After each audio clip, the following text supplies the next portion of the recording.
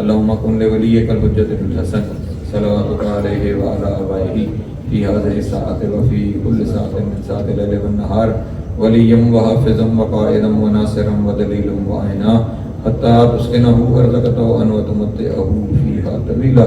اللهم صل على محمد وآل محمد وعجل فرجهم وسهل مخرجهم واغلق عدوهم من الجن والإنس من الأولين والآخرين يا كاشف الكرب عن وجه الحسين علیہ السلام اکشف کربی وکرب المؤمنین بحق اخیک الحسین علیہ السلام.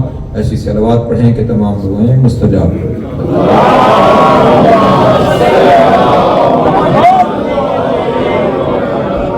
اعوذ باللہ من الشیطان اللعین الرجیم. بسم اللہ الرحمن الرحیم. الحمدللہ وہی الاول بلا اول کان قبلہ والآخر بالآخر یکونا بعدہ قصرت رؤیتہ ابصار الناظرین وعجزت ناتہ اوہام الواصفین. وصلی اللہ علی اشرف الانبیاء والمرسلین وخاتم النبیین ابی القاسم محمد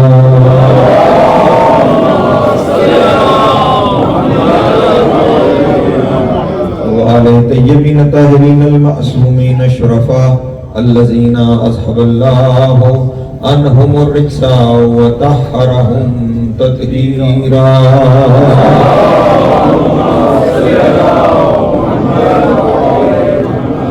ولعنت الدائمۃ علی اعدائہم اجمعین من یوم عداوتہم الی قیام یوم الدین. اما بعد فقد قال اللہ تبارک و تعالی فی محکم کتابہ المجید وفرقانہ الحمید وقولہ الحق وہو اصدق الصادقین. بسم اللہ الرحمن الرحیم. والعصر ان الانسان لفی خسر الا الذین آمنوا وعملوا الصالحات وتواصوا بالحق وتواصوا بالصبر. صلوات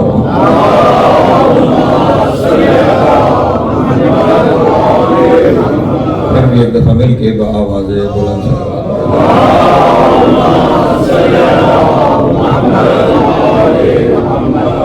سامعین محترم، اشرۂ محرم الحرام اور آج مسلسل ہماری چوتھی نشست ہے. سلسلہ گفتگو جس سورہ مبارکہ کے ذیل میں آگے بڑھ رہا ہے اس سورہ کا نام ہے سورہ والعصر. اور مسلسل آپ کے سامنے گزشتہ 3 دنوں میں یہ عرض کر رہا ہوں کہ خداوند عالم نے اس سورہ کی ابتدا ایک قسم سے کی ہے اور قسم وہ کھاتا اس کی ہے کہ جس سے اسے محبت ہو جائے. اور محبت اسے ہر اس چیز سے ہو جاتی ہے کہ جو 14 کے تعارف کا باعث بن جائے. جو اس پاکیزہ گھرانے کے ساتھ چیز منسلک ہو جائے خدا اس سے محبت کرنے لگتا ہے. کہ دنیا کو یہ سوچنا چاہیے کہ جن سے منسلک ہونے والوں سے خدا محبت کرنے لگتا ہے ان کا اپنا رتبہ کیا ہوگا, ان کا اپنا مقام کیا ہوگا, ان کا خدا کے ساتھ اپنا تعلق کیا ہوگا. ان کی قسمیں کہ جو اس گھرانے سے منسلک ہو جائیں. اور پھر ہر قسم کے بعد کوئی نہ کوئی دعویٰ ہے کہ جس کی دلیل میں یہ قسم ہے. تو اب اگر قسمیں ان کی ہیں کہ جن کا تعلق اس گھرانے کے ساتھ ہے تو پھر عصر بھی یقیناً کوئی ایسی عصر ہے جس کا تعلق اس گھر کے ساتھ ہے.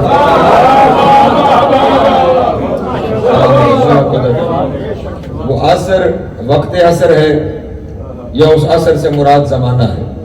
وہ عصر ہے تو بھی اس کا تعلق اس گھرانے کے ساتھ ہے, اور وہ کوئی زمانہ ہے تو پھر ہر زمانہ نہیں, وہ زمانہ کہ جس کا تعلق اس گھرانے کے ساتھ ہے. خدا اس عصر کی قسم کھا رہا ہے جو عصر, اور پھر لطف یہ ہے کہ اس عصر سے پہلے الف لام ہے, اور یہ الف لام تخصیص کا الف لام ہے. یہ چیزیں کو اسپیسیفک کرتا ہے, یہ اسپیسیفائی کرتا ہے. ہر عصر کی قسم نہیں, کسی خاص عصر کی قسم نہیں.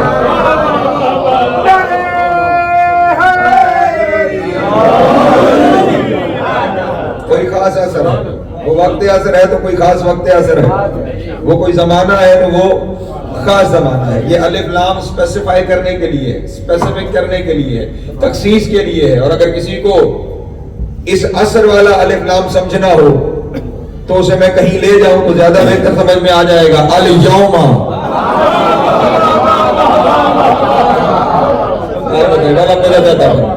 الیوم اکملت لکم دینکم واتممت علیکم نعمتی ورضیت لکم الاسلام دینا. اب یہاں پہ کیا ہے؟ الیوم، یوم سے پہلے بھی کیا ہے؟ الف لام آیا ہوا ہے. یہ الف لام کیا ہے؟ یہ الف لام یوم کو مخصوص کر رہا ہے، ہر دن نہیں، کوئی دن ہے. انگریزی میں ترجمہ ہوگا on this specific day، اس خاص دن پہ خدا اپنی نعمتیں بھی تمام کر رہا ہے، خدا اپنا دین بھی کامل کر رہا ہے، اور اس دن خدا اسلام سے بطور دین راضی بھی ہو رہا ہے.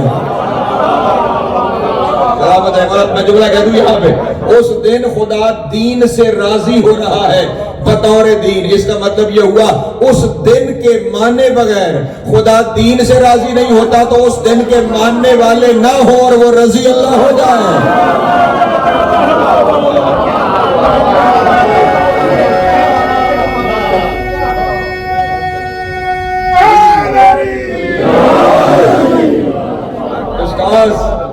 دن کو ماننا ہے. الیوم، اس خاص دن ہماری نعمت بھی تمام ہو گئی، اس خاص دن ہمارا دین بھی کامل ہو گیا، اس خاص دن ہم دین سے راضی بھی ہو گئے. جملہ آ گیا تو ہدیہ کر دو اپنے دوستوں کے سامنے.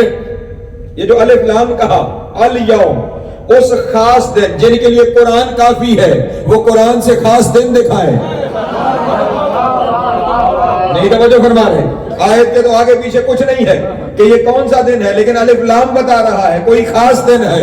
اس کا مطلب یہ ہوا پھر اکیلا قرآن کافی نہیں ہے، پھر قرآن کے ساتھ وہ ہاتھ دیکھنا پڑے گا جو دن دکھا رہا ہے.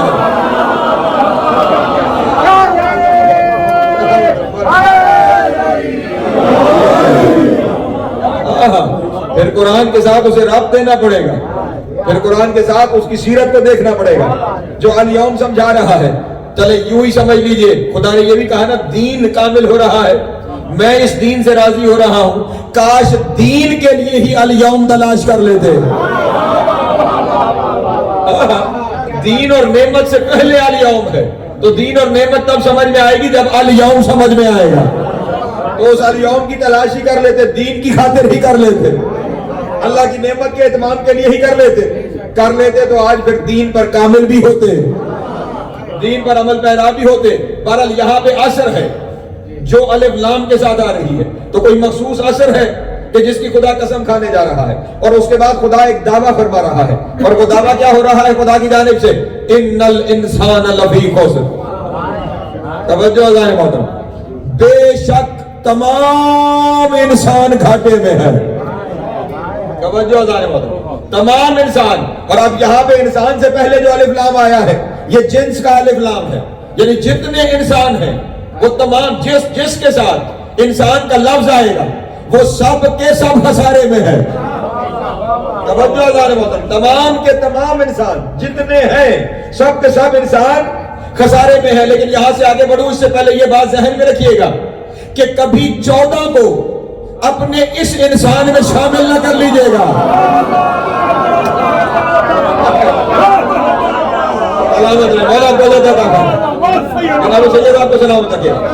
ہاں اس لفظ انسان کی وجہ سے انہیں یہاں پہ اپنے ساتھ شامل. انسانوں کو نا بڑا ہمارے یہاں تو کیا کیا جائے کہ نوجوانوں کو، کیونکہ وقت آج کے دور کے نوجوان کے پاس کام ہے کہ وہ خود کچھ تحقیق کرے اور کچھ اپنے پاس بھی ذخیرہ رکھے کہ سامنے والے کے سوال کا جواب دے سکے. تو مولویوں کے لیے بڑا آسان ہو گیا ہے لوگوں کو گمراہ کرنا. تو وہ کہہ لگے اب تم آل محمد کو اگر بنی نوع انسان سے باہر ڈھونڈو گے تو یہ تم زیادتی کر رہے ہو، کیونکہ انسان اشرف المخلوقات ہے. یہی روم ہے نا انسان کہ انسان اشرف المخلوقات ہے، سب سے اشرف مخلوق ہے. اس لیے اسی نوع میں ان ہستیوں کو ہونا چاہیے کیونکہ یہ اشرف المخلوقات ہے. جھوٹ ہے کہ انسان اشرف المخلوقات ہے.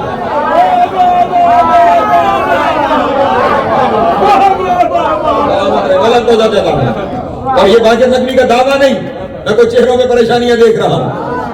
جھوٹ ہے کہ انسان اشرف المخلوقات ہے، میرا دعویٰ نہیں، قرآن کی آیت سے ثابت کرتا ہوں. سورہ اسراء ہے، ارشاد رب العزت ہو رہا ہے لقد کرمنا بنی آدم وحملناہم فی البر والبحر ورزقناہم من الطیبات وَفَضَّلْنَهُمْ عَلَىٰ أَكْثَرَ مِمَّا خَلَقْنَا تَفْضِيلًا. ہم نے بنی آدم کو عزت دی ہے، ہم نے انہیں خشکی اور تری کے اوپر حکومت دی ہے، ہم نے انہیں طیب رزق بھی دیا ہے، اور ہم نے انہیں افضل بنایا ہے اپنی مخلوقات میں سے اکثر پر، سب پر نہیں.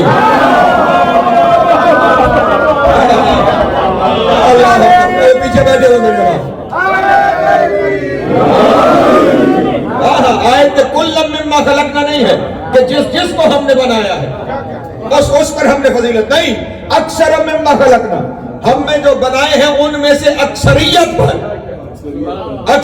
پر ہم نے انسانوں کو افضلیت دی ہے. اکثریت پر، اس کا مطلب سب پر نہیں.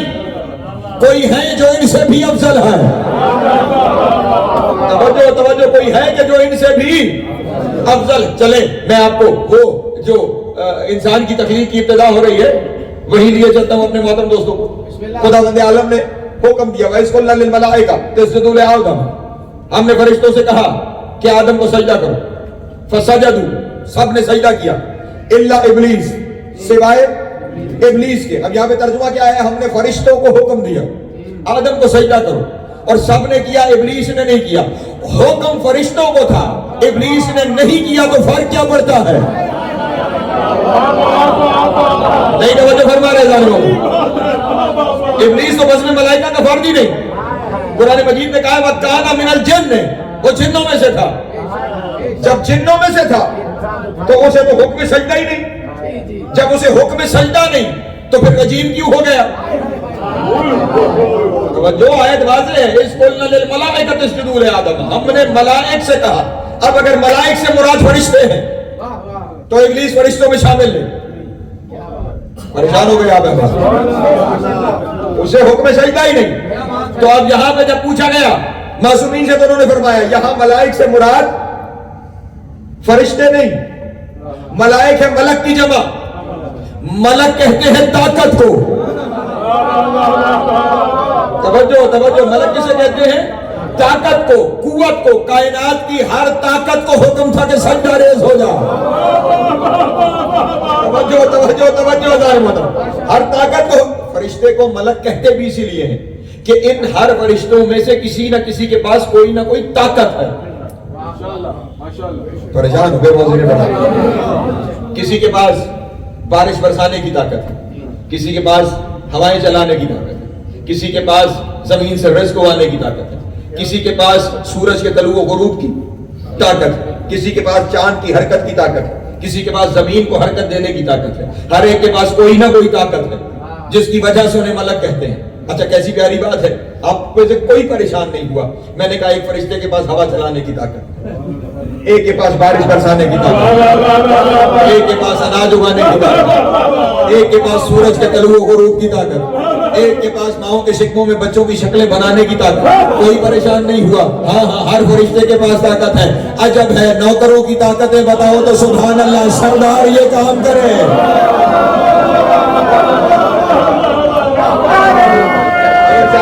میرے ساتھ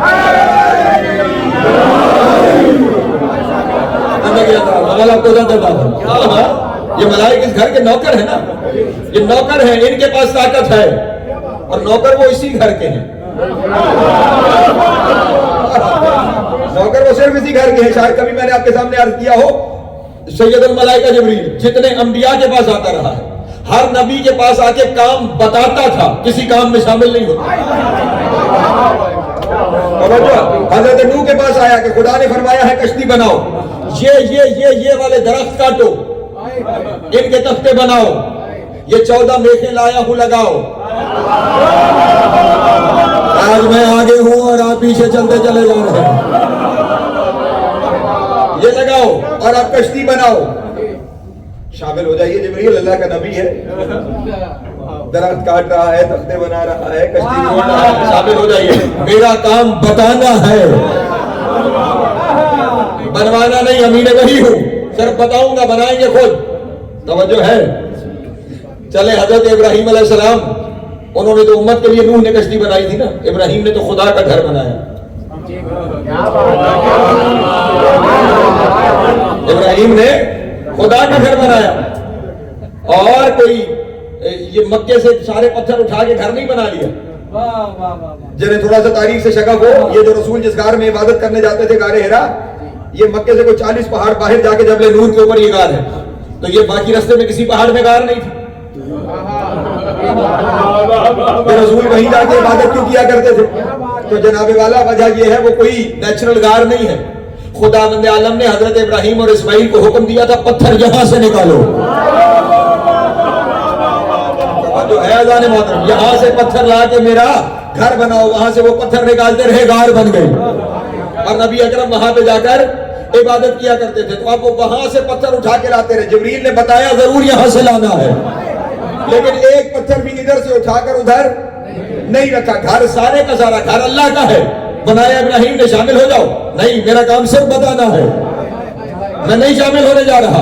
جو کبھی کہیں کسی نبی کے کام میں حتیٰ کہ اللہ کا گھر بنانے میں بھی شامل نہیں ہوتے, یہ کہہ کر کہ ہمارا کام صرف بتانا ہے, نوکر نہیں ہے کہ ہم شامل ہو جائیں, وہی اسی گھر میں آ کے کبھی جھولا جھلاتے ہیں, کبھی چکی چلاتے ہیں.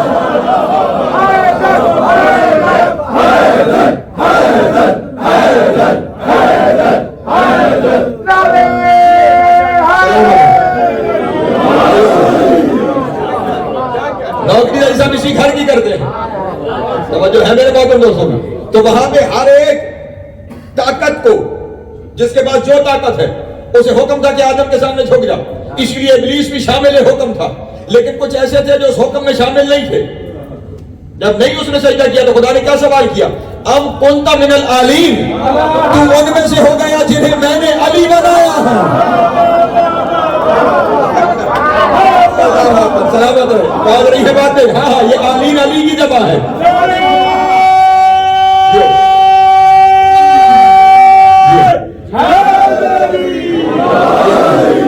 پہنچ رہی ہے نا بات میرے دوستوں میں.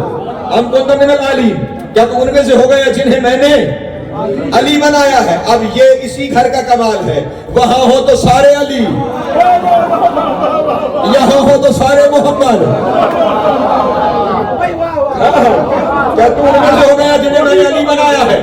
توجہ, کیا ان میں سے ہو گیا جنہیں میں نے علی بنایا ہے؟ اور وہ بھی جواب میں شیطان ہے. اس نے نہیں کہا کہ میں ان میں سے ہو گیا, اس نے اپنا ریزن دیا جو میں نے پہلے دن پیش کیا تھا. خلقتنی من نار وخلقتہ من طین, مجھے آگ سے بنایا, اسے مٹی سے بنایا. توجہ, یہ نہیں کہا کہ میں آلین میں سے ہو گیا. شیطان ہے پھر بھی جانتا ہے ان جیسا نہیں ہوا گا.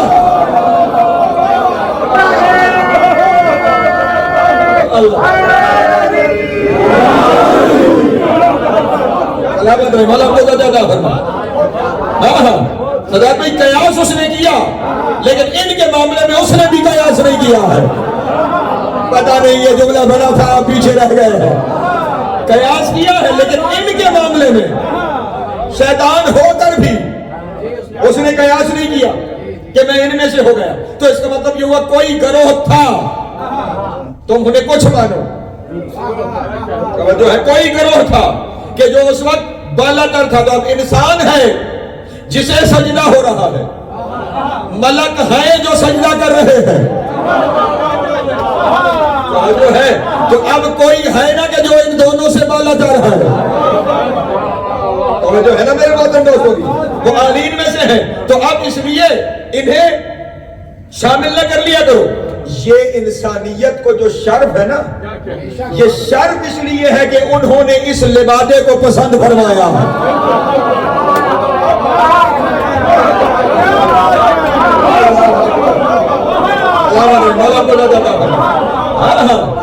یہ شرف اس لیے ہے کہ انہوں نے سورت کو پسند فرمایا. کوئی سورت میں دنیا میں اتر آئے ہیں, توجہ نہیں فرما رہے. تمہاری عزت اس وجہ سے ہے کہ وہ اس صورت میں آئے ہیں جن کی وجہ سے عزت ہو, ان کے ساتھ مقابلہ نہیں کیا جاتا. توجہ نہیں فرمائی آپ نے. نہیں, چلے میں ذرا یہ جو انسان ہے نا, اسے اس کی حیثیت بتا دوں اگر آپ ناراض نہ ہو. اور پھر میں چند قدم آگے چل پڑتا ہوں. اچھا, اپنی بات کروں, آپ میں سے کوئی ناراض نہ ہو. ہم میں سے, مولویوں میں سے, اگر کوئی مر جائے تو جسم ٹھنڈا ہوتے ہی غسل سے پہلے اگر کسی نے مس کر لیا تو وہ نجس ہو گیا. ہم پہ غسل میت واجب جو مر چکا ہے، اور جس نے چھو لیا غسل میت واجب، خود بھی نجس، جس نے چھو لیا وہ بھی نجس. غور ہے اپنے اوپر، غور کرو. مرے اچھا حتیٰ کہ وضو کر کے مرے،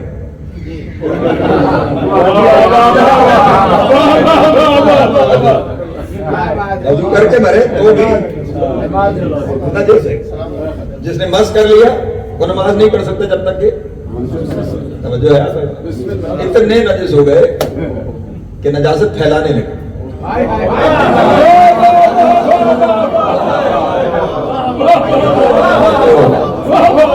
اتنے نجس ہو گئے کہ نجاست پھیلانے لگے. اب اگلا غسل کرے گا تو پھر پاک ہوگا. یہ تو حال ہے ہمارا. مر گئے، نجس ہو گئے، جس نے ہاتھ لگایا وہ بھی نجس ہو گئے. اچھا اب یہاں سے نکلے تو باہر کسی جگہ پہ کتا مرا پڑا تھا. وہ کسی صاحب نے اس کتے کو اٹھایا اور جہاں ڈمپ کرنا تھا وہ ڈمپ کر کے آ گئے. اور اب جو واپس آئے اور انہوں نے مولوی صاحب سے کہا کہ جناب وہ مرا ہوا کتا اٹھایا تو اسے میں کہیں کسی جگہ پہ ڈمپ کر کے آیا تو آپ غسل کر لوں. توجہ کبھی میت بھی تھی آپ غسل کر لوں. پوری ضمانت سے آپ کے سامنے عرض کرو، جواب لگے گا نہیں، غسل کی ضرورت نہیں. ارے وہ کتے کو آپ نے ہاتھ لگایا، غسل کی ضرورت حتیٰ کہ نہیں. اگر وہ گیلا تھا تو ہاتھ دھو لے. توجہ فرما لیں. اگر آپ نے خشک اٹھایا ہے تو ہاتھ بھی نجس نہیں، دھونے کی ضرورت. اپنی کراہت کو ختم کرنے کے لیے دھوئیں، آپ کی مرضی ہے. شرعاً آپ پہ وہ دھونا واجب نہیں ہے. گیلا تھا، وہ تری لگ گئی تو اب پھر ہاتھ ہی دھو لے جہاں وہ تری لگی، آپ پاک ہیں. توجہ نہیں فرمائی. مولوی مر گیا، ہاتھ لگایا تو نجس ہو گئے. کتا مر گیا، ہاتھ لگایا تو کوئی فرق نہیں پڑا. حیثیت کتے جتنی نہیں مقابلے علی کے ساتھ.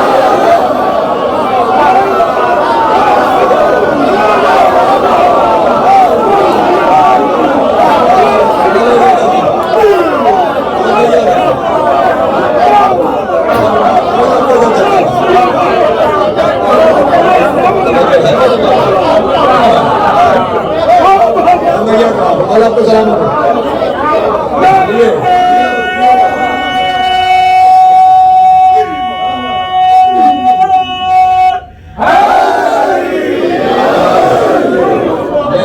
شریعت ہے نا بھی یہاں پہ خدا نے ہمیں کہیں کہیں حیثیت یاد دلائی ہے. جن کی یہ حیثیت ہے نا وہ ان کے ساتھ مقابلے نہ کرو جو یطہرکم تطہیرا والے ہیں. اس لیے یہ انسان کا یہ ان کا احسان ہے. یہ شکل انسانی میں آئے، انہوں نے اپنے لیے لفظ انسان کو استعمال کیا. اور چلے یہاں پہ بھی دوستوں کے سامنے عرض کرتا چلوں، لفظوں کا اشتراک اپنے موصوف کے ساتھ اپنے معنی بدل لیتا ہے. آپ سے بہتر کون اس بات کا؟ لفظ جس کے ساتھ استعمال ہوتے ہیں نا اس کے حساب سے اپنے معنی بدل لیتے ہیں. ایک عام سی مثال پہلے دیکھیں. لفظ عالم، محبتوں کے مبالغے ہیں، لوگ میرے ساتھ استعمال کر دیتے ہیں. جب میرے ساتھ آ رہا ہے تو معنی اور ہے. توجہ نہیں فرما رہے. وہی اگر کسی حقیقی عالم کے ساتھ استعمال ہو رہا ہے تو معنی. لفظ اپنے موصوف کے ساتھ اپنے معنی کو بدلتا چلا جاتا ہے. جب لفظ ہمارے لیے استعمال ہوتے ہیں تو معنی اور ہوتا ہے. تو وہی لفظ جب ان ہستیوں کے لیے استعمال ہوتے ہیں تو پھر لفظ کے معنی بدل جاتے ہیں، لفظ کی تفسیر بدل جاتی ہے. بلکہ یہ بہتر ہوگا لفظ کی تقدیر بدل جاتی ہے.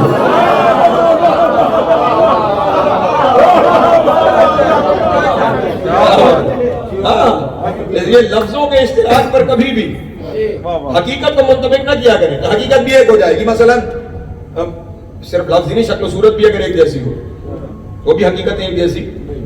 میں یہاں پہ آپ کے سامنے دو اینٹیں لا کے رکھوں جن کا لینتھ، بریڈتھ، ہائٹ، والیوم سب ایک جیسا ہو، اور دونوں میں کہہ رہا ہوں یہ اینٹیں ہیں، اور آپ میں سے کسی کو کہوں کہ ان میں سے ایک منتخب کر لو، اور آپ نے پہلے آ کر دونوں اینٹوں کو غور سے دیکھا اور آپ کو نظر آیا کہ ایک مٹی کی تھی ایک سونے کی. نہیں توجہ کر پاتے. کون سی اٹھائیے گا؟ سونے والی اٹھائیے گا. کیوں؟ ہے تو اینٹ، دوسری اٹھا لے. توجہ نہیں فرما رہے؟ ہے تو اینٹ ہی ہے، تو دوسری اٹھا لیجیے، آپ کہیں گے نہیں نہیں ہے اینٹ، خمیر جدا ہے، حقیقت الگ ہے، اس لیے وہ لے کے جاؤ، سب کچھ ایک جیسا ہے لیکن صرف حقیقت جدا ہونے کی وجہ سے اس کی قیمت جدا ہے اور آپ نے اسے چن لیا۔ اسی طرح شکل و صورت اور لفظ ایک ہونے کی وجہ سے کبھی بھی ایک جیسا نہ سمجھیے گا۔ چلے میں واضح کر دیتا ہوں، لفظ انسان ان کے لیے بھی آیا ہے اور لفظ انسان ہمارے لیے بھی قرآن میں آیا ہے، لیکن جب ہمارے لیے آیا ہے تو کیا فرمایا؟ اخرجکم من بطون امہاتکم لا تعلمون شیئا، ہم نے جب تمہیں تمہارے ماؤں کے شکموں سے نکالا ہے تم کچھ نہیں جانتے تھے۔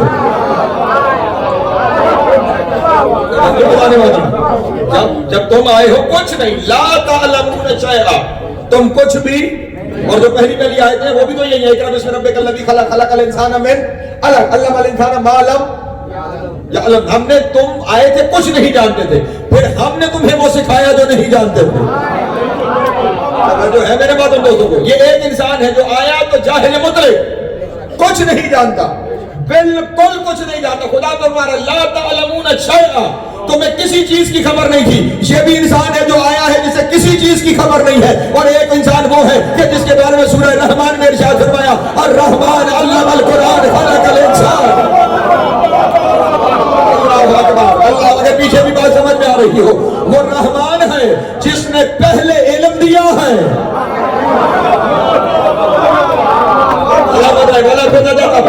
پہلے علم ہے، علم الانسان خلق الانسان، اس کے بعد ظاہری تخلیق ہے۔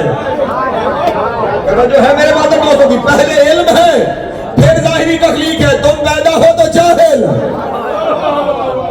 اور ان کی ظاہری تخلیق میں علم بدیت، اور صرف بات یہاں رکی نہیں، ہم اور آپ جب آتے ہیں تو ہمیں بیان سیکھنے کے لیے سال لگ جاتے ہیں،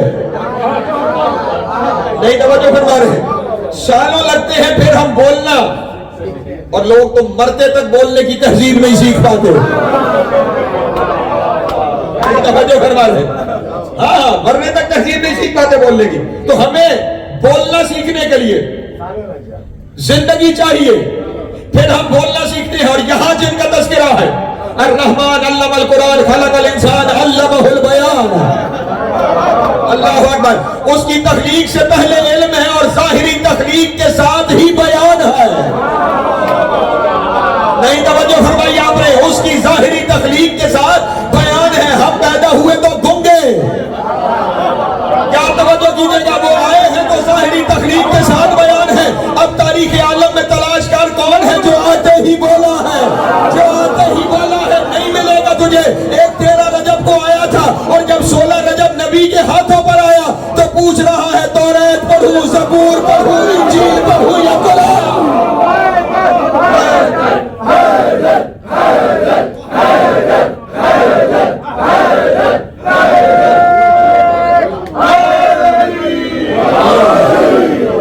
سلامت رہے، مولا کو زیادہ فرما پہنچ رہی ہے بات میرے موجود دوستوں تک۔ بیان ہے، آتے ہی بیان، اس کا مطلب یہ جو جاہل اور گنگا آیا ہے یہ اور ہے، اور وہ جو عالم کل آئے ہیں، وہ جو معجز بیان آئے ہیں وہ اور ہیں۔ بلکہ چلیں اور آگے بڑھتا ہوں، آپ کی تخلیق کو خداوند عالم نے بیان کرتے ہوئے ارشاد فرمایا من ماء مہین، توجہ نہیں فرما، چلے دوسری جگہ ارشاد فرمایا ان خلقنا الانسان من نطفۃ امشاج، ہم نے اسے ایک نطفے سے پیدا کیا ہے، ایک نجس پانی سے پیدا کیا ہے۔ یہ اس انسان کی بات ہے، اور ہر شب جمعہ خود زیارت میں نہیں پڑھتے کنت نورا فی الاسلام شامخ، نہیں توجہ فرما رہے، ہاں یا تو زیارت بارشہ کو ختم کر ڈالو، اسے پڑھنا چھوڑ دو، اس کا انکار کر دو، اور اگر پڑھ رہے ہو کہ ان پر سلام، کون کنت نورا فی الاسلام شامخ والارحام المطہرۃ، آپ نور تھے۔ توجہ ہے میرے معلوم دوستوں کی، تو جب مان رہے ہو کہ نور تھے تو پھر کیوں کہہ رہے ہو وہ ہم جیسے؟ اچھا جیسے مرتے ہوئے تم نجس تھے نا، تم آتے ہوئے بھی نجس تھے، تم بھی نجس تھے، ماں بھی نجس تھی، جہاں آئے ہو وہ بھی نجس ہے۔ اور یہ کیا ہے کنت نورا فی الاسلام شامخۃ والارحام المطہرۃ لم تنجس الجاہلیۃ بانجاسها، تم وہ ہو کہ جن کے قریب نجاست آ ہی نہیں سکتی ہے۔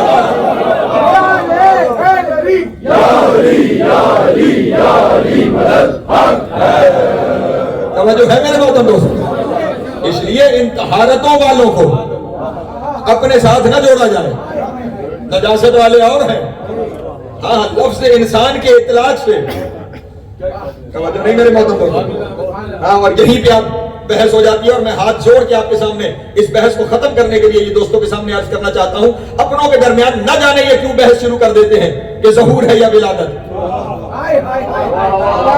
کہ وہ روایتوں میں ولادت کا لفظ آیا ہے، بھلے آیا ہوگا لفظوں کا اشتراک،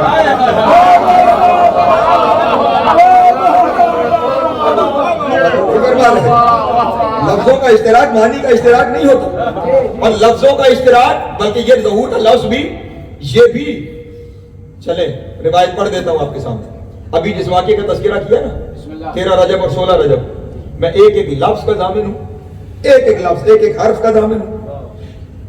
13 رجب کی سحر کے وقت مکے کی سرزمین پہ زلزلہ آیا، بت منہ کے بعد زمین پہ گرنے لگا، اہل مکہ نے دیکھا ستارے ٹوٹ رہے ہیں، نور کی ہماریاں زمین کی طرف اتر رہی، شہر لرزہ برنداب ہے، بتوں کو اٹھا کے پہاڑوں کی چوٹیوں پہ رکھتے ہیں وہ پھر گر جاتے ہیں۔ بتوں اور پہاڑوں کا بڑا تعلق ہے،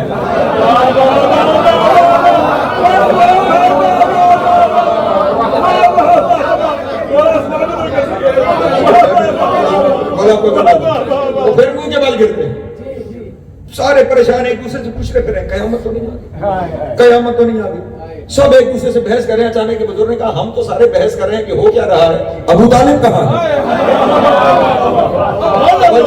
میں لفظوں کا ضامن ہوں، ابو طالب کہاں ہے؟ سارے اکٹھے ہو کر اسی حالت میں جناب ابو طالب کے دروازے پر آئے، دق الباب کیا، جناب ابو طالب سامنے آئے، چہرے پہ اطمینان، کامل اطمینان، کہا حضور آپ کو نہیں پتا باہر کیا ہوا ہے؟ جناب ابو طالب نے کہا تمہارے ساتھ ہوا ہوگا، توجہ ہے، تمہارے ساتھ ہوا ہوگا، بتاؤ کیا ہوا؟ کہا حضور زلزلہ ہے، بت گر رہے ہیں، ستارے ٹوٹ رہے ہیں، کہیں قیامت تو نہیں آ گئی؟ خدا کی قسم لفظ نہ ہو میں زبان کٹانے کے لیے چوک میں تیار، کہیں قیامت تو نہیں آ گئی؟ کیا ہوا؟ جناب ابو طالب نے بڑے اطمینان سے جملہ فرمایا، کہ کوئی قیامت نہیں آئی، کہ تمت حجت اللہ و ظہر ولیہ، اللہ کی حجت تمام ہو گئی، اس کے ولی کا ظہور ہو گیا۔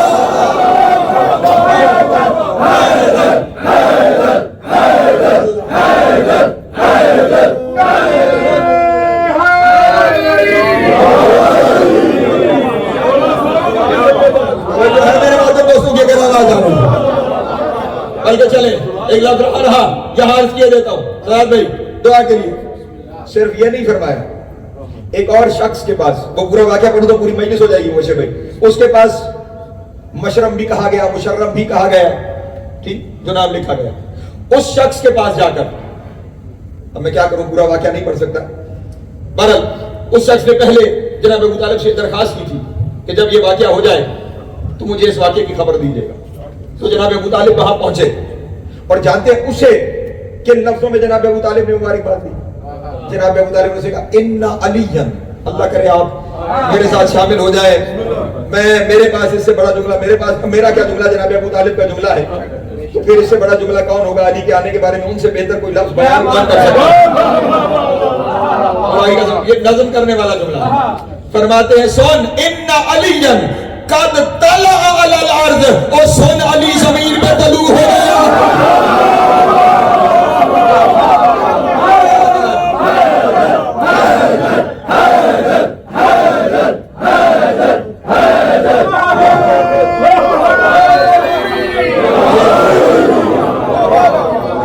میرے ماتم کو یہ جناب ابو طالب کے جملے ہیں، دنیا والے خود مجھے بتا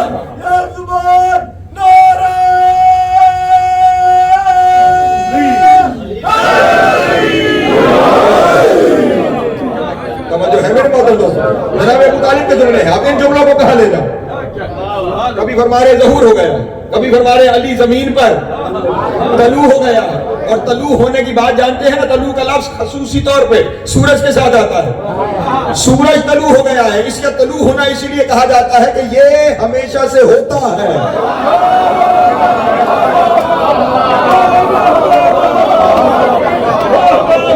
میرے باتوں دوستوں کی، ہاں یہ ہماری زمین کی حرکت ہے کہ جسے ہم غلو و غلو کہتے ہیں، ورنہ وہ قائم ہے. جو ہے نا میرے بات بولتے ہیں، اس لیے فرمایا ان علی کا تعالی اعلی. اس لیے دوستوں سے عرض کرتا ہوں کہ خبردار کبھی بھی لفظوں کے اشتراک سے حقیقت کو ایک نہ کرنا شروع کر دینا. ہاں مانتا ہوں ولادت کے لفظ موجود ہے، لیکن اس ولادت کو اپنی ولادت جیسا نہ سمجھنا. تمہاری ولادت اور ہے، ان کی ولادت اور ہے. بلکہ میں ناراض ہوتا ہے میری بلا سے، بھلے کوئی ناراض ہو جائے. جملہ کہنے جا رہا ہوں، ان کی ولادت اگر لفظ ولادت ہے تو ان کی ولادت کو اپنے جیسی کہہ کے اپنی ولادت کو مشکوک نہ بنایا کرو.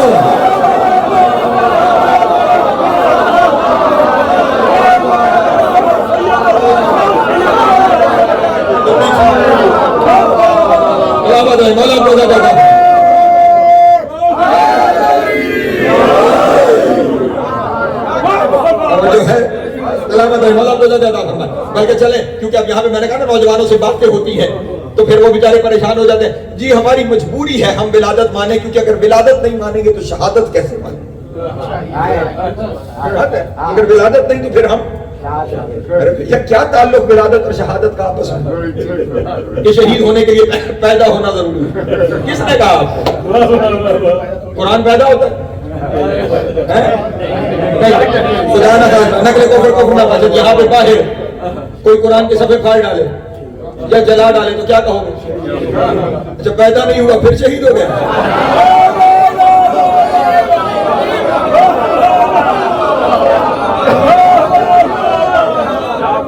یہ کون سی راجی ہے؟ شہادت ماننے کے لیے ولادت ماننا ضروری. چلے یہ تو ہماری یہاں کے لفظ. قرآن مجید میں جناب سالے کی اونٹنی کا تذکرہ ہے، وہ پیدا ہوئی تھی.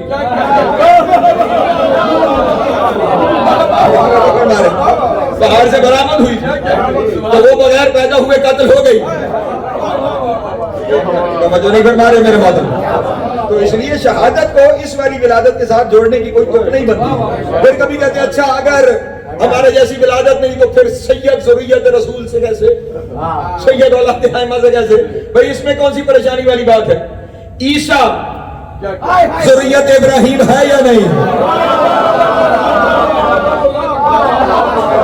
نہیں فرما رہے. قرآن مجید کی آیتیں ہیں حضرت ابراہیم کی ذریت میں جناب عیسیٰ کو گنا گیا ہے، جبکہ وہ ویسے نہیں آئے. یہ خدا کا اپنا نظام ہے کہ وہ بغیر نطفے کے عیسیٰ کو ذریت ابراہیم میں شامل کر لے اور چاہے تو نوح کے بیٹے کو ذریت سے نکال دے. میرے باتیں دوستوں کی اور یہی بات ہے میرے باتوں دوستوں تک. اس لیے یہ مت اس میں آپ کا اور میری یہ بحث ہی نہیں کہ ان کے آنے کا طریقہ کیا ہے. قبر کے سوالوں میں کہیں سوال ہے کہ یہ کیسے آئے تھے، کیا کی طرف نہیں ہے. میرا اور آپ کا یہ سوال ہی نہیں ہے. ہمارا کام ہے ماننا، ہمارا کام ہے اطاعت کرنا. ہاں ان کے بارے میں تحقیقیں اس طرح کی نہیں ہوتی. اور ویسے بھی میں اپنے دوستوں کے سامنے جملہ ہدیہ کر دوں، جس گھر کی تعظیم کی جاتی ہے نا اس گھر کے اندر جھانکا نہیں جاتا.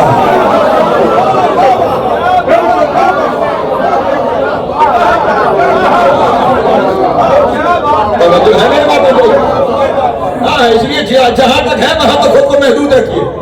جن چیزوں کا آپ سے تعلق ہے وہ نہ کیجیے.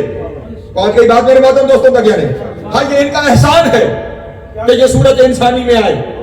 انہوں نے بشریت کو خود بطاری کیا تاکہ یہ ہمارے لیے ہدایت ہو جائے. جو ہے میرے باتوں دوستوں کی، تاکہ یہ ہمارے لیے ہدایت ہو جائے. ظاہر میں یہ ہمارے لیے ہدایت ہو جائے. اس لیے یہ بشر انسانی میں ہے، ورنہ جتنی انسانیت ہے وہ ساری کی ساری گھاٹے میں ہے. وہ کس میں ہے؟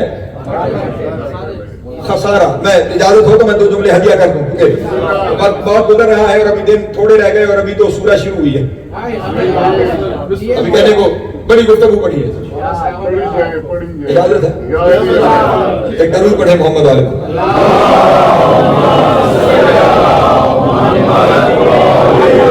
تھوڑی سی مشکل بات ہے، اگر سمجھ لیجیے گا تو آئندہ کی تقریریں آسان ہے. ساری انسانیت خسارے میں ہے.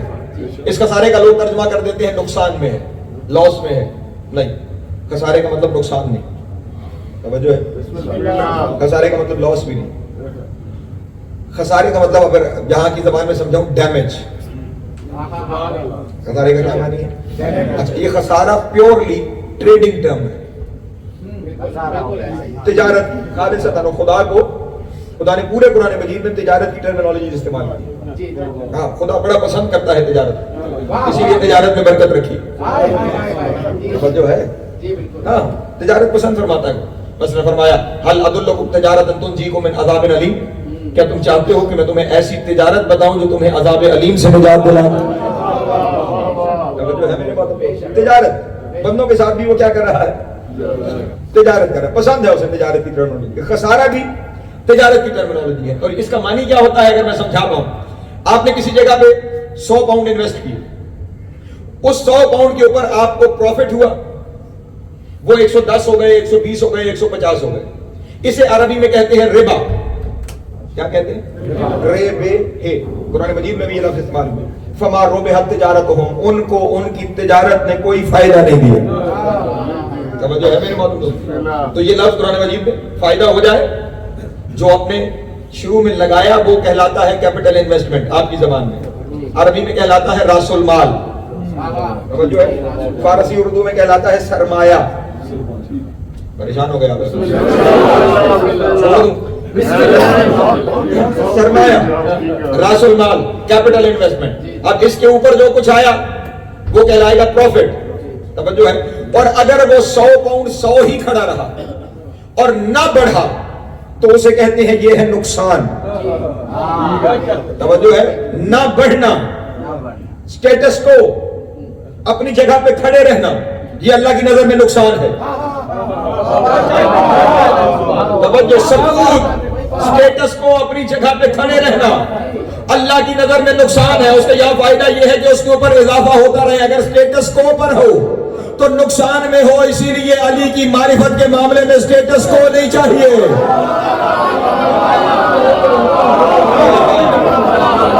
اللہ اکبر. سلامت ہے والا قدرت عطا فرمائے. ہر آنے والا لمحہ, ہر آنے والا دن اضافے کا باعث ہونا چاہیے.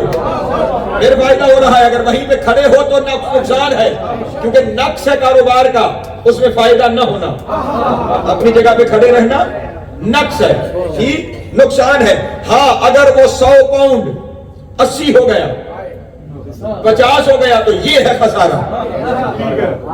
جو ہے میرے محترم دوستو, یعنی اصل زر کا, کیپٹل انویسٹمنٹ کا, راس المال کا, سرمایہ کا کم ہو جانا, یہ کیا کہلاتا ہے؟ خسارہ کہلاتا ہے. اللہ کہتا ہے یہ سارے انسان خسارے میں ہیں.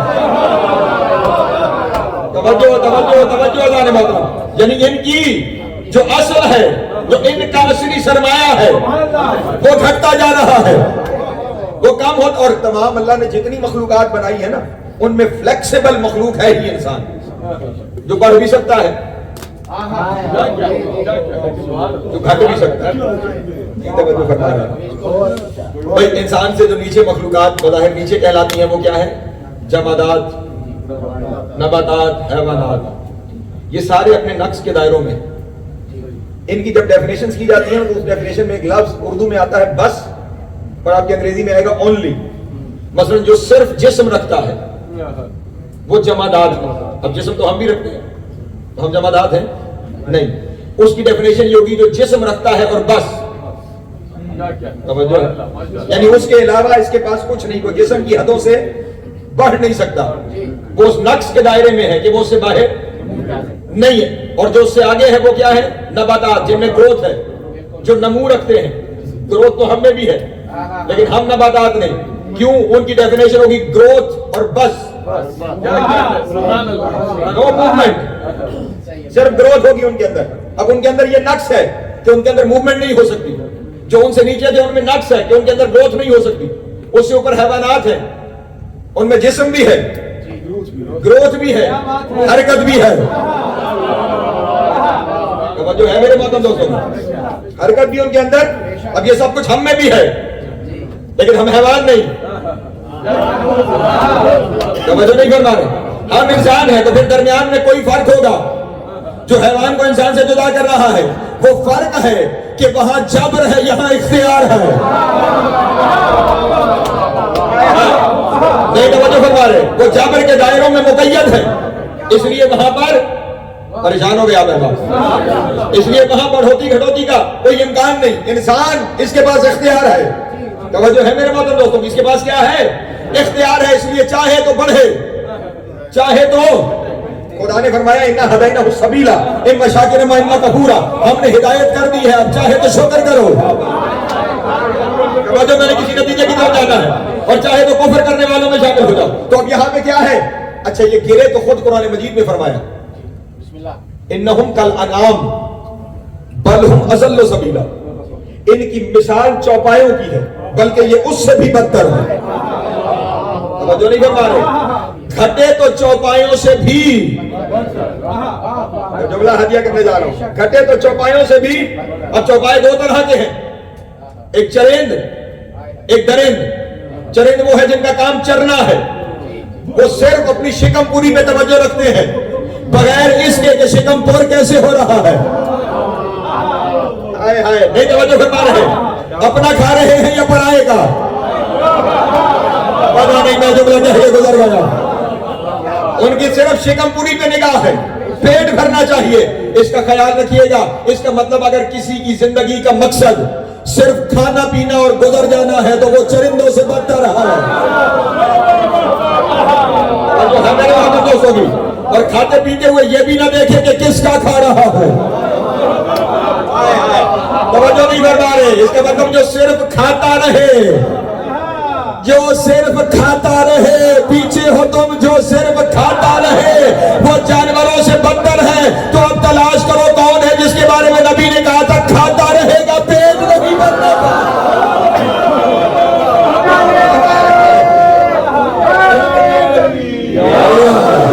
سلامت رہے، مولا کو دیتا فرمائے، اور دوسری جانب درند ہے، درندوں کو جب بھوک لگتی ہے اور کوئی نہ ملے تو اپنوں کو پھاڑ کھاتے ہیں، توجہ نہیں فرما رہے، اس کا مطلب یہ ہوا کہ جو کچھ نہ ملنے پر کسی کا حق کھا جائے،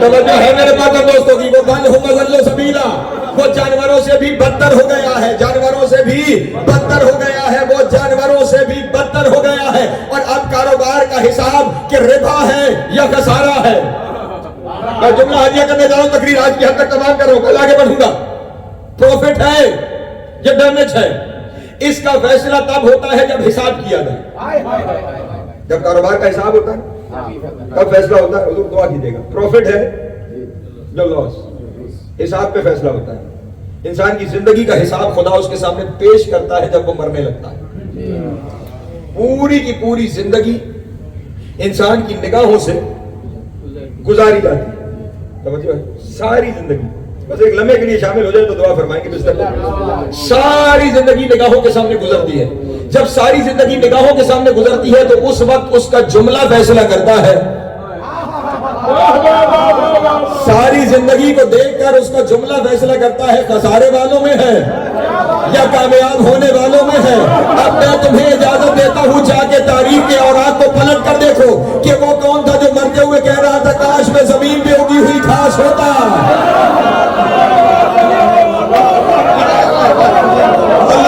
سلامت ہے، مولا عزت عطا فرمائے جو میرے ساتھ شامل ہے۔ زیادہ کھلی چھٹی ہے، اپنی مرضی کی کتابوں سے جا کے دیکھو کہ وہ کون ہے کہ جو آخری لمحے میں کہہ رہا ہے کہ کاش میں زمین پہ اگی ہوئی گھاس ہوتا، بکریاں مجھے کھا گئی ہوتی، پھول و براز کی طرح مجھے بکھرا دیا گیا ہوتا۔ انہیں بھی دیکھ لو کہ ان کے پیچھے چلنا ہے، یہ ہے خسارے والے جو کہتے ہیں ہم گھاس ہوتے، اور دوسری طرف وہ ہے جو کہہ رہے ہیں پوسٹوں میں لپل کا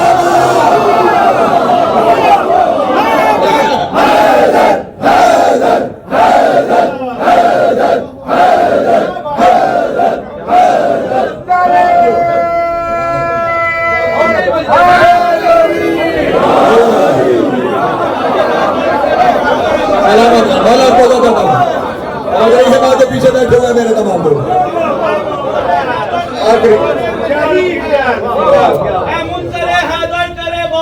نہیں ہے، والعصر جو مومن ہے خسارے میں نہیں ہے، حسنین کے صدقے میں عطا کر تو میں لے لوں، ورنہ تیری دنیا میرے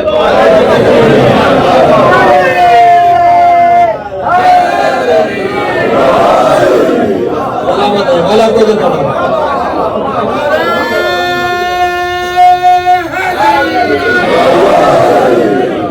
آزاد دنیا کر لے، ہم نے خسارے والوں کے پیچھے جانا ہے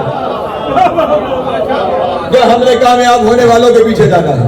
اور میں نے کہا نا وہ تجارتیں کرتا ہے، میں کیا کروں کہ میں کیسے اپنے بیان کو سمیٹوں؟ وہ تجارتیں کرتا ہے، پھر ان کی تجارتوں کے کیا کہنے کے جن کی تجارتوں کی رسیدیں اللہ اپنے قرآن میں لکھے۔ اللہ اکبر، جن کے بائیں نامے اللہ اپنے قرآن میں لکھے۔ میں سارا اسی پہ تقریر کروں تو پورا اشرا اسی پہ ہوتا ہے، لیکن بس ایک رسید جو آپ میں سے ہر ایک کو یاد ہوگی، اتنے کامیاب تاجر ہیں یہ کہ خدا کو کہنا پڑ رہا ہے وَمِنَ النَّاسِ مَن يَشْرِي نَفْسَهُ ابْتِغَاءَ مَرْضَاتِ اللَّهِ وَاللَّهُ رَءُوفٌ بِالْعِبَادِ۔ ایک ایسا بھی ہے جس نے اپنا نفس بیچ کے اللہ کی ساری مرضیاں کر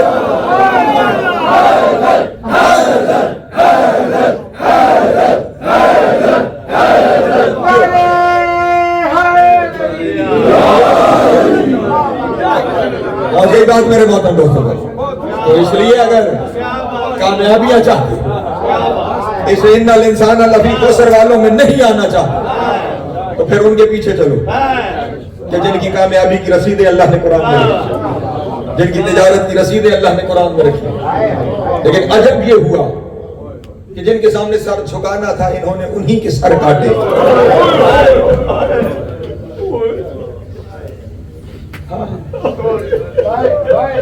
جس گھر کے پیچھے چلنا تھا پیچھے چلے، پیچھے چلے، بلکہ یوں کہوں جن کے دروازے پہ آ کے سلام کرے، دروازوں پر آئے لیکن کبھی آگ لے کر آئے، کبھی تیر و تلوار و تبر لے کر آئے۔ جانے کیا دشمنی اس گھر کے ساتھ، جوان تو جوان اس گھر کے بچوں کو بھی نہ چھوڑے۔ کل تذکرہ کیا تھا آپ کے سامنے سفیر حسین، عید کے دن بچے پردیس میں یتیم، عید کے دن بچے بیٹے بھی یتیم، بیٹیاں بھی یتیم، لیکن بیٹیوں کا معاملہ یہ تھا کہ عید کے دن امام حسین نے جناب مسلم کی دونوں بیٹیوں کو اپنے پاس بلایا، اپنی گود میں بٹھا کے دونوں بچیوں کو بڑا پیارا کیا، اور جناب زینب سے کہا کہ بہن زینب جاؤ نا وہ یمنی در لے کر آؤ۔ شہزادی وہ یمنی در لے کر آئی، امام نے دونوں شہزادیوں کے دامن میں اہل بیت کے گھر کی بچیاں تھیں، امام کی طرف دیکھ کے کہنے لگی مولا خیر تو ہے، ہمارے بابا کو خیر تو ہے، آج آپ ایسے پیار کر رہے ہیں جیسے یتیموں کو پیار کرتے ہیں۔ اور امام نے روتے ہوئے دونوں کے سر پہ ہاتھ رکھ کے کہا میری بیٹیوں آج کے بعد تمہارا امو بھی میں ہوں، تمہارا بابا بھی میں ہوں۔ میں کہوں گا مسلم کی بیٹیوں یتیمی بڑا دکھ ہے، لیکن آپ کا بابا چلا گیا، آپ کے سر پہ ہاتھ آئے، آپ کو دور پہنائے گئے، ایک بچی کربلا میں یتیم ہونے جا رہی ہے۔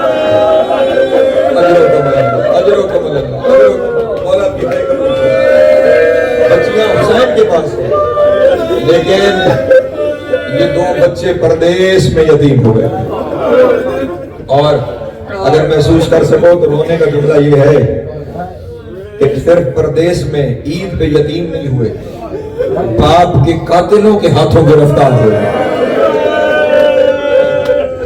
وہاں کے جہاں کوئی اپنا نہیں ہے اس دیش میں گرفتار ہو گئے ہیں باپ کے قاتلوں کے ہاتھوں۔ اور پورا ایک سال یہ دونوں بچے کوفے کے زندان میں قید رہے، بچے زندان میں ماں کو یاد کرتے تھے۔ چلے اگر آپ گریہ کر سکے، رونے کے دن ہے تو میں جملہ کہہ دوں، ماں کو یہ خبر مل جائے نا کہ میرے بچے مر گئے، روتی ہے گریہ کرتی ہے لیکن صبر آ جاتا ہے، کیونکہ خبر ہوتی ہے کہ مر گئے، دنیا سے چلے گئے۔ لیکن اگر ماں کو یہ پتا ہو کہ بچے گم ہو گئے ہیں، اللہ اکبر، پھر ماں کو اس وقت تک صبر نہیں آتا جب تک کہ بچے مل نہ جائے، ہر ایک سے تذکرہ کرتی ہے، ہر ایک سے پوچھتی پھرتی ہے، اور اگر اسے یہ پتا چل جائے کہ بچے گم ہوئے کس علاقے میں ہیں، پھر اگر وہاں سے گزر ہو جائے تو میں جملہ کہوں آپ کے سامنے، بی بی اتنا جانتی تھی بچے کوفہ میں باپ سے جدا ہوئے ہیں۔ 13 محرم کو جب دونوں ہاتھ بڑھوا کے کوفہ میں داخل ہوئی، کبھی ایک گلی میں دیکھتی ہے، کبھی دوسری گلی میں دیکھتی کہتی ہے, کبھی کسی سے کہتی ہے کسی نے میرے یتیم دیکھے ہو. اجرکم اللہ, اجرکم اللہ. مولا کی ہائے قبول. جناب سید آپ کا ماتم قبول کریں. بچے زندان میں قید, سال بھر بچے زندان میں قید رہے. زندان ایسا تھا جہاں روشنی نہیں آتی تھی. جملہ اگر کہوں رونے کا میرے ساتھ شامل ہو جاؤ. ایسے ظالم تھے, دونوں بچوں کو ایک زندان میں نہیں رکھا, دونوں کو الگ الگ زندانوں میں رکھا. رو سکو تو اگلا جملہ کہوں, زندان آمنے سامنے نہیں تھے کہ بچے ایک دوسرے کو دیکھیں. زندان پہلو با پہلو, سائیڈ بائی سائیڈ زندان تھے. ادھر والا ادھر کو نہیں دیکھ سکتا تھا, محمد ابراہیم کو نہیں دیکھ سکتا, ابراہیم محمد کو نہیں دیکھ سکتا. پورا سال دونوں بچے صرف ایک دوسرے کی آواز کے سہارے. کبھی محمد ابراہیم کو بلاتے ہیں بھیا ابراہیم, وہ وہاں سے کہتے ہیں جی بھائی محمد. کبھی یہ بلاتے ہیں بھیا محمد, وہ کہتے ہیں جی بھائی ابراہیم. پورا سال ایک دوسرے کی آواز کے سہارے زندہ رہے. سال گزرنے کے بعد جب اگلے سال کی 11 ذی الحجہ آئی, محمد نے ابراہیم کو بلایا, جواب نہیں آیا. پھر بلایا, جواب نہیں آیا. پھر بلایا, جواب نہیں آیا. شہزادے نے تڑپ کے رونا شروع کیا. جب گریہ بلند ہوا نا, نیا دروگہ زندان آیا تھا جس کا نام مشکور لکھا گیا. وہ دوڑتا ہوا زندان کے باہر آیا, کہا بچے کیوں رو رہے ہو؟ کہا دوسرے زندان میں میرا بھائی ہے, میں جب بلاتا تھا مجھے جواب دیتا تھا, آج جواب نہیں دے رہا. مجھے لگتا ہے میرا بھائی مر گیا, میرا بھائی مر گیا. مجھے میرے بھائی سے ملاقات کروا. اجرکم اللہ, اجرکم اللہ. دروگہ کو رحم آیا, اس نے دروازہ کھولا. اس نے کہا بچے ملواتا ہوں, لیکن ایک دفعہ بتا تو صحیح تو ہے کون. بچے تعارف تو کروا دے, تو ہے کون. میری طرف دیکھنا تو جملہ سمجھ میں آئے گا, قیامت کا جملہ ہے. جیسے ہی کہا نا کون ہو, تعارف کرواؤ. زبان سے کچھ کہنے سے پہلے بچے نے دونوں ہاتھ رخساروں میں رکھے. جسے بتاتے ہیں وہ تماچے مارتا ہے, جسے بتاتے ہیں وہ ظلم کرتا ہے.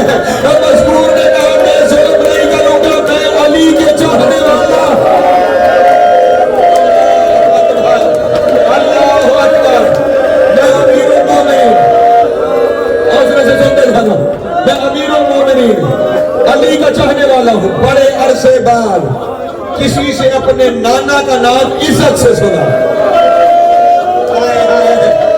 اگر کوئی سمجھ سکے کسی سے نانا کا نام عزت سے سنا کہ کوئی میرے نانا کو امیر المومنین کہہ کے مخاطب کر رہا ہے, اس وقت روتے کہا ہم مسلم کے یتیم. اللہ اکبر. مشکور نے بچے کو لیا, دوسرے زندان میں آیا. کیا دیکھا, دوسرا شہزادہ بخار میں تپ رہا. اور آپ تو جانتے ہیں نا, بچہ بخار میں ایک ہی لفظ کہتا ہے اماں. وہ بچہ بھی اس بخار میں ماں کو یاد کر رہا. مشکور جلدی جلدی اپنے گھر گیا, اپنی زوجہ کو لے کر آیا. مشکور کی زوجہ نے اٹھا کر شہزادے کا سر گود میں رکھا, سر کو سہلانا شروع کیا. محسوسات کی جگہ ہے, سر کو سہلانا شروع کیا. مشکور کا ہاتھ محسوس کر کے بچے کو لگا ماں آ گئی ہے. ماں نے احساس ہوا, رونے کا اماں کہاں چلی گئی تھی. اماں 3 دن میں ایک دفعہ پانی ملتا ہے, اماں 3 دن میں ایک دفعہ کھانا ملتا ہے, اماں جسے موقع ملتا ہے تماچے مارتا ہے, اماں پتھروں کے تکیے. اجرکم اللہ, اجرکم اللہ. بولو کہ ہائے قبول کرے. پتھروں کے تکیے, لیکن جب بچے نے آنکھ کھول کے دیکھا ماں نہیں ہے, ہائے ہائے, پھر آنکھیں بند ہیں اور ایک ہی لفظ زبان پہ اماں. اماں. مشکور نے دوسرے شہزادے سے کہا شہزادے بتاؤ کیا خدمت کر سکتا ہوں.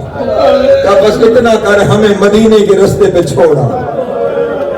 مختصر کیا بیان, ہمیں مدینے کے رستے پہ چھوڑا. مشکور نے دونوں شہزادوں کو لیا. خیال رہے اب یہ 12 کی رات ہے. شہر کے باہر ایک پانی کے گھاٹ پر دونوں بچوں کو بٹھا کے کہا یہاں سے صبح قافلے مدینے جاتے ہیں, کسی قافلے کے ساتھ چلے جانا. میں کہوں گا بچوں مدینے جا کے کیا کرو گے, مدینے تمہارا کون رہ گیا. بچے اسی گھاٹ کے کنارے ایک درخت کی ٹہنی پہ شہر کے بیٹھ گئے. آدھی رات کے وقت ایک مستور آئی اس گھاٹ سے پانی بھرنے کے لیے. اس نے دیکھا کہ اس چاند کی روشنی میں پانی میں 2 چھل ملاتے ہوئے چاند نظر آ رہے. دیکھا 2 شہزادے, کون ہو. بچوں نے پھر وہی طرز عمل, دونوں ہاتھ رخسار پہ. اب اس نے کہا میں سیدۃ النساء کی کنیز ہوں. اللہ اکبر. بچوں نے کہا ہم اسی گھرانے کے فرد، ہم مسلم کے یتیم ہیں. کہا میرے گھر میں آ جاؤ، میرے گھر میں آ جاؤ، میں تمہیں پناہ دیتی ہوں. صبح یہاں پہ چھوڑ جاؤں گی. گھر لے گئی، کمرہ خالی کیا، بستر بنا کے دونوں بچوں کو سلا دیا، کمرے کو بند کر دیا. بڑی دیر سے رات کو اس کا شوہر حارث بن مکیدہ، خدا اس پہ لعنت کرے، یہ گھر میں داخل ہوا. بیوی نے پوچھا کہاں گیا تھا، اتنی دیر سے کیوں آیا؟ کہنے لگا مسلم کے یتیم زندان سے فرار ہو گئے ہیں. اللہ اکبر. اور یتیموں کو ڈھونڈ رہا تھا، اور یتیموں کو ڈھونڈ رہا تھا.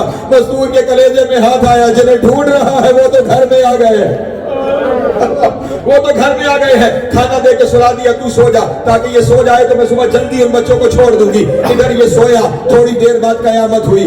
اندر دونوں بچے روتے ہوئے اٹھے، گریہ کرتے ہوئے اٹھے. بڑے نے چھوٹے سے پوچھا کیوں رو رہا ہے، کیا ہوا؟ شہزادے نے روتے ہوئے کہا بابا خواب میں آئے ہیں. بابا نے کہا ہے میں لینے آیا ہوں. اور بابا نے کہا میں نے بھی یہی خواب دیکھا. دونوں کا گریہ بلند ہوا. وہ ظالم فوراً اٹھا، اندھیرے میں ہاتھ مارتا ہوا کمرے میں آیا. اس کا ہاتھ وہاں آیا جہاں ماں پیار کرتی تھی، اور دونوں بچوں کو چوٹیوں سے پکڑ کے کمرے سے باہر. اجرکم اللہ، اجرکم اللہ. بابا تیری ہائی قبول کرے. گھر کے صحن میں، کھکرانا گھر کے صحن میں ایک ستون کے ساتھ اس نے دونوں بچوں کو باندھا، اور ایسے باندھا دونوں بچوں کے پاؤں زمین سے اوپر تھے. ماتم کر لینا دونوں بچوں کے پاؤں. ہاں ہاں یہی تو ماتم کے دن ہے. دونوں بچوں کے پاؤں زمین سے اوپر. رات بھر بچے ویسے ہی بندے رہے ستون کے ساتھ. صبح جو ہوئی دونوں بچوں کو کھولا، پھر وہیں سے پکڑا. دونوں بچوں کے یہاں باندھے اور لے کے چلا دجلہ کی جانب. زوجہ نے روکنے کی کوشش کی، اسے قتل کیا. غلام کو قتل کیا، بیٹے کو قتل کیا. اور اب جب دونوں بچے پہنچے نا دجلہ کے کنارے، تلوار لے کے جب بڑے کی طرف جاتا ہے چھوٹا سامنے آ جاتا ہے. تو میرے بھائی کو نہ مار، چھوٹے کی طرف بڑھتا ہے، بڑا سامنے آ جاتا ہے. اور میرے بھائی کو نہ مار. میرا تصور کہتا ہے دونوں بچوں نے ضرور پکارا ہوگا مامو ابا، مامو دیکھو تمہارے بھتیجو. اجرکم اللہ، اجرکم اللہ. مولا کی ہائی قبول کرے. آخر اس نے چھوٹے شہزادے کو دھکا دے کر ایک طرف پھینکا اور تلوار نکال کے بڑے کی گردن پہ چڑھائی. تلوار کا چلنا تھا، سر جدا ہو گیا، تن جدا ہو گیا. اس نے سر اپنے پاس رکھا، شہزادے کا دھڑ پانی میں پھینکا. اجرکم اللہ، اجرکم اللہ. قیامت کے جملے ہیں اس سے آگے، قیامت کے جملے ہیں. پھر اس نے چھوٹے شہزادے کا سر نرم کیا، سر اپنے پاس رکھا، دھڑ پانی میں پھینکا. دونوں دھڑوں نے ایک دوسرے کے گلے میں باہیں ڈالی. دریا کی الٹی سے دونوں نے تیرنا شروع کیا. جب ظالم نے یہ دیکھا اس نے تیر کمان اٹھایا. اس نے بچوں کے لاشوں پہ تیر مارنا شروع کیے. کسی بیوی کی آواز آئی، ابھی مجھے حسن کے جنازے کے تیر. اجرکم اللہ، اجرکم اللہ. ہاں یہ بندہ ہے. ایک لمحے کے لیے حوصلہ کر دو تو چپ نہ کرو، حوصلہ کر دو تو چپ نہ کرو. بڑا گریہ کرنا ہے تم نے. ہاں یہ بندہ تھا، بس آج یہاں پہ چھوڑ دوں. لیکن محرم ہے نا، اگلے سال جو ہوگا وہ روئے گا، جو ہوگا وہ پڑھے گا. چپ نہ کہوں. اس نے دونوں شہزادوں کے سر اٹھائے. اب مجھے معاف کر دینا، قیامت ہے. دونوں شہزادوں کے سر لے کے ابن سیاد کے دربار